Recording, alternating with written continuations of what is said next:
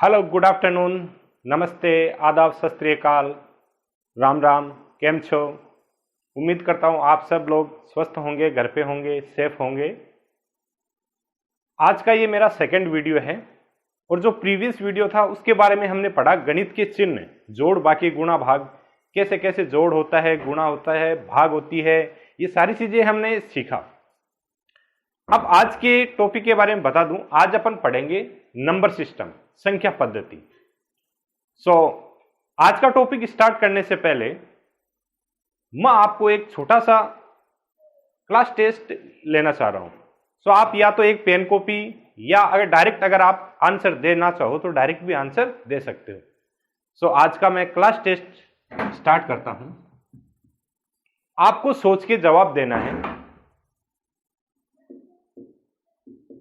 सोचिए, आपको याद आ रहा होगा, दोनों निशान माइनस, एक जैसी चीजें होती है तो जोड़ होता है, एडिशन होगा। माइनस का 14, क्योंकि गेहूं में गेहूं मिलाओ गेहूं मिलता है, माइनस में माइनस मिलाओ माइनस मिलेगा, ठीक है ना। और एक जैसी चीज होती है उनमें जोड़ होता ही है। सोचिए, जी हां, अलग अलग निशान घटेगा, 7 में से 7 गया 0। ये देखिए, ध्यान से देखना। इसमें पहली बात तो ये जोड़, गुणा, बाकी, भाग, ये है क्या? जी हां, यहां पे डॉट है। ब्रैकेट के और संख्या के बीच में कोई भी निशान नहीं है, इसका मतलब वो मल्टीप्लाई यानी वो गुणा ही होता है। 7 को 7 से गुणा किया 49, और एक माइनस है तो यहां भी माइनस आ जाएगा। मैंने बताया आपको, गुणा और भाग में यदि एक ही माइनस हो तो वो आंसर में आएगा। और देखो, यहां आप देख रहे हो, एक प्लस का और एक माइनस का घटेगा, 12 में से 6 गया माइनस का 6x, क्योंकि घटाने पे साइन किसका आता है? बड़ी संख्या का, क्योंकि जो ज्यादा ताकतवर होता है वो आपस में जीतता है। तो ज्यादा ताकतवर 12 है, लेकिन ये माइनस का है तो कौन जीतेगा? माइनस। और देखिए,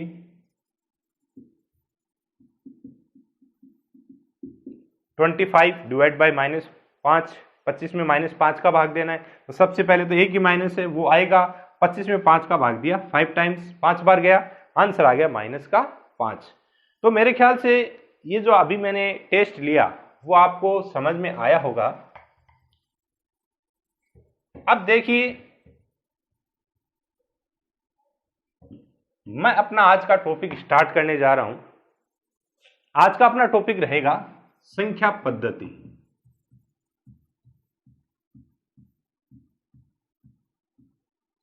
नंबर सिस्टम।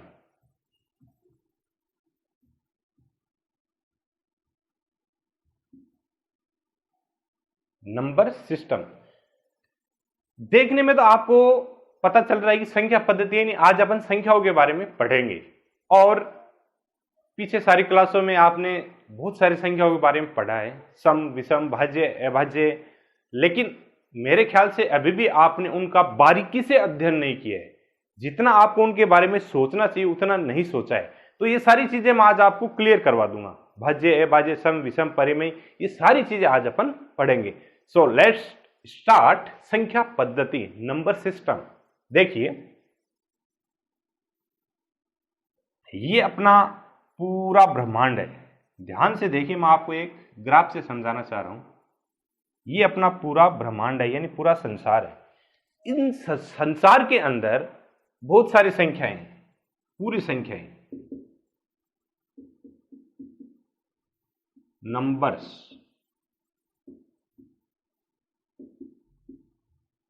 देखिए, पूरे संसार में बहुत सारी संख्याएं हैं। अब इन संख्याओं में ये दो रूप में डिवाइड होती है। देखिए, एक होता है रियल नंबर, यानी वास्तविक संख्याएं, वास्तविक संख्याएं, रियल नंबर। एक होता है काल्पनिक संख्याएं, imaginary number. Real number, imaginary number. देखिए, थोड़ा सा आप गौर कीजिएगा, यहां पे नाम आ रहा है वास्तविक, रियल। अपन कहते हैं रियल में, यानी वास्तविक संख्या, रियल में ये अपने संसार में मौजूद है।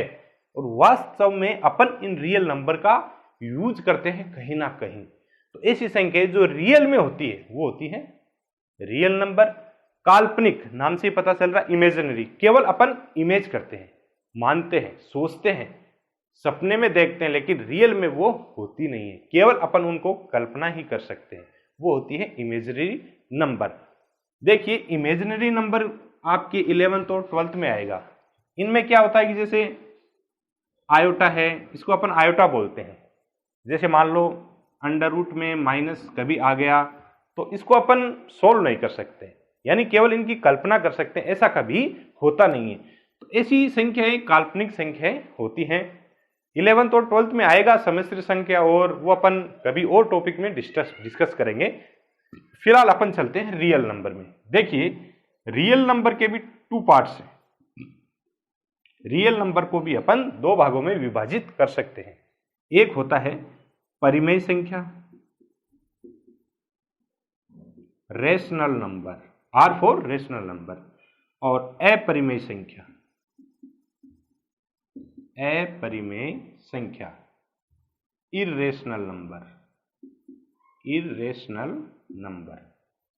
वास्तविक संख्या 2 भागों में, परिमेय और अपरिमेय। अब परिमेय संख्या अपने सबसे काम की है, जो अपन यूज लेते हैं। परिमेय संख्या क्या होती है, इसकी डेफिनेशन वैसे आपको पीडीएफ में मिल जाएगा, फिर भी बता देता हूं। ऐसी संख्याएं जिनको अपन P बटा Q के रूप में लिख सकते हैं। A number which can be written of the form P upon Q, यानी ऐसी संख्या जिसको अपन P बटा Q के फॉर्म में लिख सकते हैं, वो परिमेय संख्या होती है। और यहां पे जहां Q नॉट इक्वल टू 0, यानी Q का मान कभी भी 0 नहीं होना चाहिए। अब आप कहोगे सर क्यों नहीं होना चाहिए, तो देखो कभी भी बट्टा में 0 आता है उसका मान अनंत होता है, ये चीज नोट करके रखना। ये चीज वेरी इंपॉर्टेंट, कभी भी बट्टा में 0 आ गया अब 0 की कोई टेबल ही नहीं होती है, तो भाग कितनी बार जाएगा, इन्फिनिटी बार, अनंत बार। इसलिए बट्टा में यदि 0 आ गया इसका मतलब उसका मान क्या आएगा, इन्फिनिटी। हाँ अगर ऊपर 0 आ जाता है तो वो आंसर क्या आएगा, 0। इसलिए बट्टा में कभी भी 0 नहीं आ सकता, क्योंकि उसका मान अनंत होता है। और बाकी कोई भी संख्या आ सकती है। तो ऐसी संख्या जिसको अपन P बटा Q के रूप में लिख सकते हैं वो होती है परिमेय संख्या। अब देखो परिमेय संख्या जैसे एग्जाम्पल लें तो 2/5, 0, 1, 5, ये सारी की सारी परिमेय संख्या होती है। अब जैसे ये बट्टा में है, 0 के बट्टा अपन 1 लगा सकते हैं, इन सब के बट्टा में अपन 1 लगा सकते हैं, तो ये P बटा Q की फॉर्म में सारी संख्याएं आ जाती है। इनको अपन कहते हैं परिमेय संख्या। और अपरिमेय संख्या ऐसी संख्याएं जिनको अपन P बटा Q के रूप में लिख ही नहीं सकते, वो होती है अपरिमेय संख्या। सीधी सी बात है, परिमेय का ऑपोजिट अपरिमेय, यानी इनको अपन P बटा Q की फॉर्म में नहीं लिख सकते। अब आप कहोगे सर ऐसी कौन सी संख्याएं हैं जिनको अपन P बटा Q के रूप में लिख ही नहीं सकते। देखो ऐसी संख्या है √2, ध्यान से समझना है यहाँ पे, √2। अब ये √2 का मान कितना होता है, देखो √2 की वैल्यू आपको शायद याद होगी 1.142 ऐसे चलती जाती है। यानी अपन √2 की जब वैल्यू अपन निकालते हैं तो 1.4142 फिर आगे और आता जाता है, यानी चलती रहती संख्या, कभी भी रुकती नहीं, जिसको अपन बोलते हैं अशांत दशमलव संख्या। अब यहां से मेरे को ये बताओ कि जब अपन ये दशमलव यहां से हटाएंगे, ये जो डेसिमल पॉइंट अपन यहां से हटाएंगे, तो बट्टा में कितने 0 लगाएंगे, 1 0, 2 0, 3 0, 4 0, कितने 0 नहीं पता चल रहा ना, इसलिए इसको अपन बट्टा के रूप में नहीं लिख सकते। दैट्स क्लियर, समझ में आ रहा होगा आपको, क्योंकि √2 का मान ये होता है, चलता जाता है, अशांत है, इसका मतलब पॉइंट हटा ही नहीं सकते, यानी बट्टा के अंदर अपन कोई भी संख्या नहीं लिख सकते। इसलिए √2 एक अपरिमेय संख्या है, क्योंकि √2 P बटा Q के रूप में नहीं लिखा जा सकता। इसी प्रकार √3, √5, पाई भी है, पाई को भी अपन नहीं लिख सकते। तो ये सारी चीजें आपको ध्यान होनी चाहिए। p बटा q के रूप में लिख दिया परिमेय, p बटा q के रूप में नहीं लिखा अपरिमेय। और भी इसमें जैसे √5, √7 सारी संख्याएं हैं।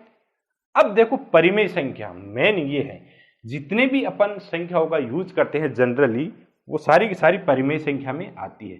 यानी ये परिमेय के अंदर मैंने एक मटका बना दिया, देखो मटका बना दिया ना मैंने, एक मटका। तो इस मटके में जितनी भी परिमेय संख्या है इस मटके के अंदर आएगी। कौन कौन सी? जैसे प्राकृत पढ़िए आपने, पूर्ण,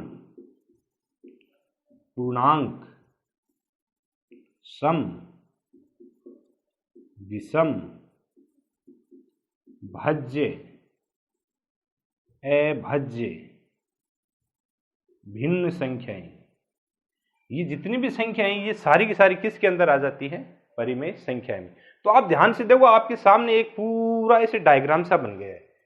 सबसे पहले ये अपना संसार है, वर्ड है, इसके अंदर संख्याएं हैं, दो रूप में संख्या, एक वास्तविक एक काल्पनिक। वास्तविक ऐसी संख्या जो वास्तव में होती हैं, ये भी दो रूप से, परिमेय और अपरिमेय। परिमेय p बटा q के रूप में लिखा जा सकता है, q का मान 0 नहीं होना चाहिए।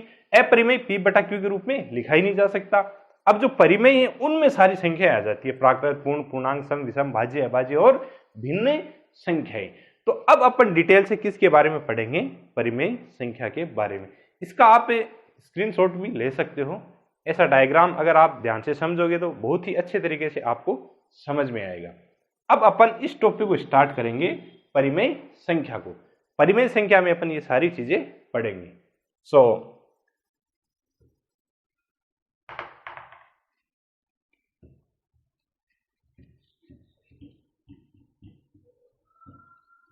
अब परिमेय संख्याओं के अंदर जैसे अपनी बहुत सारी संख्याएं आती है, सम, विषम, भाज्य, अभाज्य, वो सारी चीजें अपने को पढ़नी है।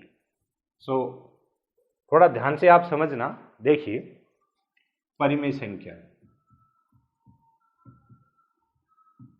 परिमेय संख्या, रेशनल नंबर, रेशनल नंबर। परिमेय संख्या होती क्या है? पहले तो इसकी डेफिनेशन देख लेते हैं अपन, परिभाषा। वैसे तो आपको पीडीएफ में मिल जाएगी, फिर भी मैं बता दूं। ऐसी संख्या, ऐसी संख्याएं जिन्हें हम कैसे भी p बटा q के रूप में व्यक्त कर सकते हैं, जहां q not equals to 0, q not equals to 0 और p व q क्या होंगे? कोई भी पूर्णांक हो सकते हैं। पूर्णांक अभी आपको बताऊंगा मैं। यहां आप समझो, ऐसी संख्या जिन्हें हम कैसे भी कोई भी मेथड से p बटा q के रूप में व्यक्त कर सकते हैं, जहां q का मान केवल 0 नहीं होना चाहिए, बाकी कुछ भी हो लेकिन यहां 0 नहीं आ सकता, और p व q कोई भी पूर्णांक हो सकते हैं। ऐसी संख्याएं परिमेय संख्याएं कहलाती हैं। इसको अपन अगर इंग्लिश में देखें तो a number we can written of the form p upon q where q not equals to 0 and p and q is integer. अब परिमेय संख्याओं के अंदर देखो प्रकार देखते हैं इसकी। परिमेय संख्याओं के प्रकार, परिमेय संख्या के प्रकार। ये देखिए कौन कौन सी होती है, बड़े ही ध्यान से समझना। सबसे पहले आपके सामने आएगी प्राकृत संख्या, नेचुरल नंबर। अब देखो मैं इन संख्याओं की डेफिनेशन आपको लिखाऊंगा नहीं, पीडीएफ में दूंगा, और आप, मेरा खुद का पर्सनल और व्यक्तिगत विचार ये है कि ये जो मैथ्स है ना, इसमें परिभाषा इतनी इंपॉर्टेंट नहीं है जितना आपको समझ में आना चाहिए। तो अगर आपको ये समझ में आ गया कि यार प्राकृत संख्या कौन सी होती है, तो उसकी डेफिनेशन आप खुद भी बना सकते हो। तो देखो सबसे बड़ी बात मैथ्स में ये होती है कि जो भी वर्ड है जो भी वर्ड है, जो भी आपके सामने शब्द है, उसका आप अर्थ मालूम कर लो, इसका मतलब क्या है, तो आधे से ज्यादा प्रॉब्लम तो वहीं आपकी सोल्व हो जाएगी। देखिए, प्राकृत संख्या, प्राकृत शब्द बना है प्रकृति से, यानी ऐसी संख्या है जो अपने नेचर में है, जो अपनी प्रकृति में है, वो संख्याएं होती है प्राकृत संख्या। अब अपनी प्रकृति में कौन कौन सी संख्या है?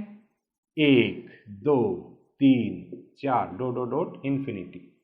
इसका मतलब प्राकृत संख्या 1 से स्टार्ट होती है। अब प्रकृति में 0 नहीं होता, ना माइनस होता है। अब आप कहोगे सर ऐसा क्यों? प्रकृति में क्या चीजें होती है? अपने चारों ओर जो वो प्रकृति है। जैसे मैंने कह दिया, एक पंखा, एक बोर्ड, एक मार्कर, एक शर्ट, 2 टेबल, बोल सकते हैं ना। कभी आपने ऐसे सुना है क्या 0 मार्कर, भैया -5 मार्कर देना? कभी नहीं सुना ना। इसका मतलब 0 और माइनस तो प्रकृति में होता ही नहीं है। इसलिए प्राकृत संख्या 1 से शुरू होती है, 1 मार्कर, 2 मार्कर। तो सबसे छोटी प्राकृत संख्या 1 होती है और कहां तक चलती है? अनंत तक। यहां कई सारे क्वेश्चन बन सकते हैं। सबसे छोटी प्राकृत संख्या 1 होती है। प्राकृत संख्या की परिभाषा ऐसी संख्या है जो 1 से शुरू होकर अनंत तक चलती है। दूसरी संख्या पूर्ण संख्या, जिसको अंग्रेजी में व्होल नंबर कहते हैं, W फॉर व्होल। पूर्ण का मतलब पूरी हो जाएगी, यानी इसमें 0 मिला दो, केवल 0 मिला दो। ऐसी संख्या जो 0 से शुरू होकर अनंत तक चलती है पूर्ण संख्या कहलाती है। केवल 0 मिला दिया, यानी सबसे छोटी पूर्ण संख्या कौन सी होगी? 0। थर्ड, पूर्णांक, जिसे अपन इंटीजर भी बोलते हैं अंग्रेजी में। पूर्णांक यानी पूर्ण अंक। पूर्ण अंक कब होता है? जब माइनस और प्लस भी साथ में आ जाते हैं, यानी धनात्मक और ऋणात्मक, नेगेटिव और पॉजिटिव दोनों संख्या आ जाती है। इसमें सबसे बीच के अंदर होता है 0। इधर प्लस की संख्या होती है प्लस का 1, प्लस का 2, इधर माइनस की संख्या होती है माइनस का 1, माइनस का 2। तो ऐसी संख्या है जिनमें 0 भी आ जाता है, प्लस की संख्या भी आ जाती है और माइनस की संख्या भी आ जाती है, वो संख्या पूर्णांक संख्या होती है। सभी संख्या आ जाती है इसमें, 0 की, प्लस की, माइनस की, सारी संख्या। चौथा अपना आएगा सम संख्या, इवन नंबर। सम संख्या नाम से ही पता चल रहा है, सम में कितने अक्षर है बताओ? सम में कितने अक्षर है? 2 अक्षर है ना। इसका मतलब ऐसी संख्या है जिसमें 2 का भाग पूरा पूरा जाएगा, उनको अपन सम संख्या कहेंगे, इवन नंबर कहेंगे। A number which can be divide by 2। अब 2 का भाग किस में जाता है?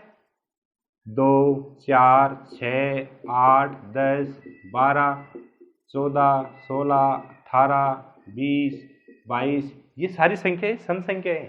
देखो 2, 4, 6, 8, 0, इसके आखिरी में क्या आ रहा? 2, 4, 6, 8, 0, 2, 4, 6, 8, 0, यानी ऐसी संख्या है जिसके आखिरी में 0, 2, 4, 6, 8 आएगा, उसमें 2 का भाग जाएगा, और जिसमें 2 का भाग जाता है वो सम संख्या होती है।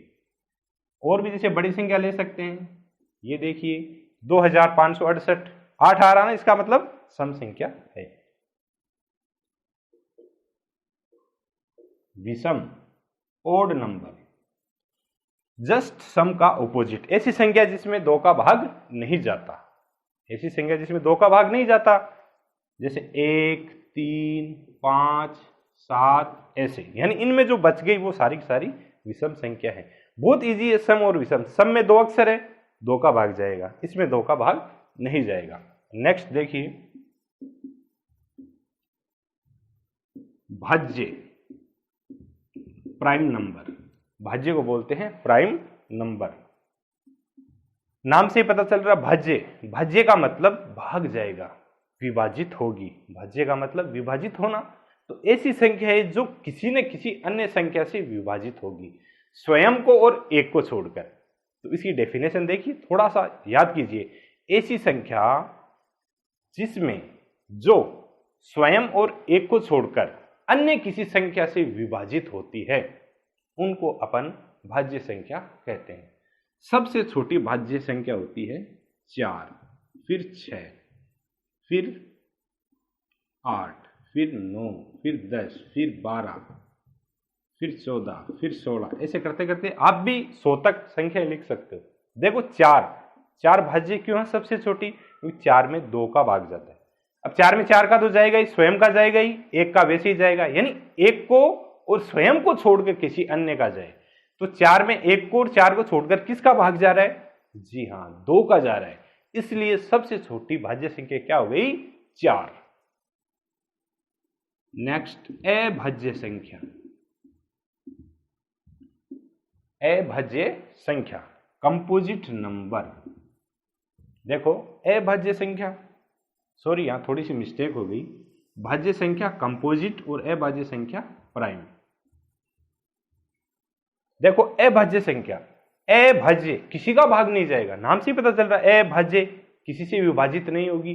तो ऐसी संख्या जो स्वयं को और एक को छोड़कर किसी भी अन्य संख्या से विभाजित नहीं होती है, यानी उसमें किसी भी अन्य संख्या का भाग नहीं जाता है, वो अभाज्य संख्या होती है। सबसे छोटी अभाज्य संख्या 2 होती है, 1 नहीं होती है। 1 ना तो भाज्य होती है ना अभाज्य। ये चीज रट लेना कि जो 1 होती है वो ना तो भाज्य होती है ना वो अभाज्य होती है।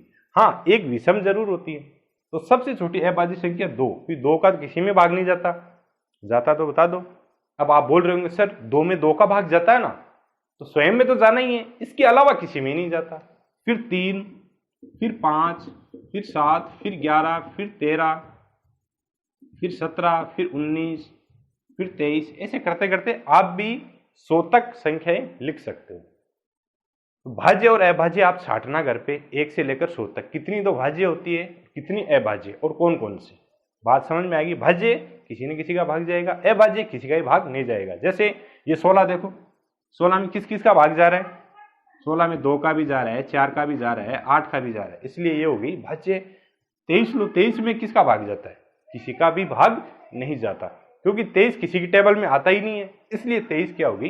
अभाज्य संख्या। एक और रह गई जिसको अपन भिन्न संख्या बोल सकते हैं, भिन्न संख्या। अब ये भिन्न संख्या क्या होती है? देखो, इन सारी संख्याओं के बीच में एक संख्या और बच गई जो बट्टा में आती है, यानी जो अंश बट्टा हर के रूप में आती है, न्यूमरेटर अपॉन डिनोमिनेटर। अच्छा, भिन्न को फ्रैक्शन बोलते हैं, ध्यान रखना।